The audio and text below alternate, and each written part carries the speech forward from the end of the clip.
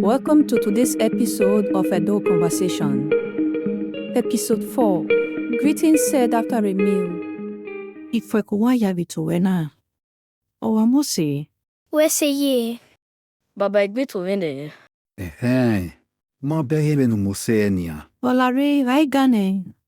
Esoe, umariogwe.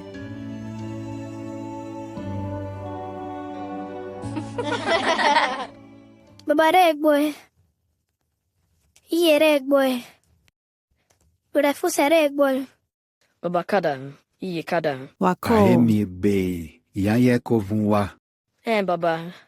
Iwe na de yogbe. Iwe na wari eniye. Iwe se o. Eko avon Bema di mera yesetik bad bena. Usawesi. Naime, eregwe. O hamenuwa. Eba ena wala wa. Obeba u.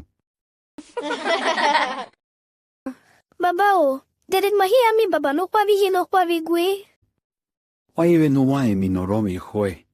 Iwawe da o emi awo kiki na. Masete so dove duzola nehere.